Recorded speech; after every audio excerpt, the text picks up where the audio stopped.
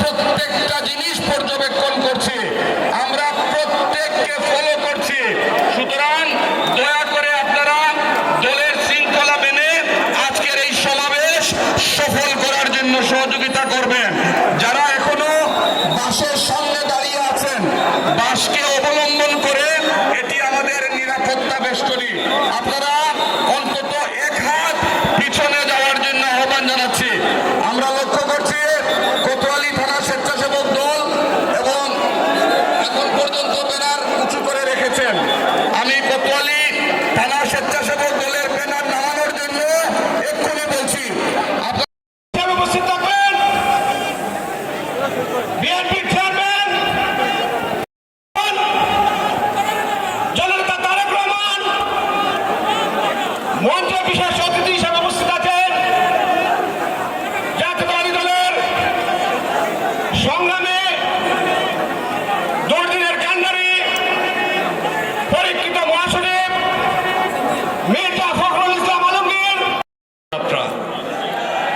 এই যাত্রা হচ্ছে তারেক রহমানের চিন্তার মধ্য দিয়ে, পরিকল্পনার মধ্য দিয়ে সত্যিকার অর্থে গণতান্ত্রিক সমৃদ্ধ বাংলাদেশ গড়ার যাত্রা। বন্ধুগণ, আমরা বিএনপি সবসময় যে কথাটা আমরা বলি যে আমরা একটা উদারপন্থী গণতান্ত্রিক দল, আমরা পেছনে ফিরে তাকাই না, আমরা সামনের দিকে যাই।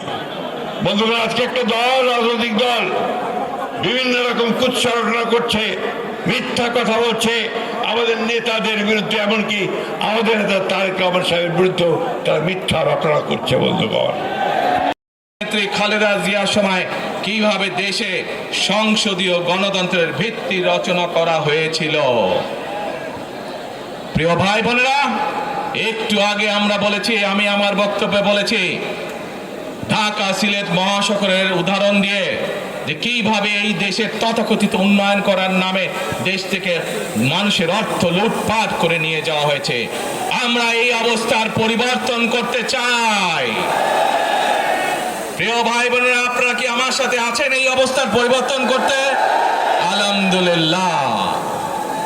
প্রিয় ভাই বোনেরা, আমরা সারা বাংলাদেশের কৃষক ভাইদের পাশে দাঁড়াতে চাই।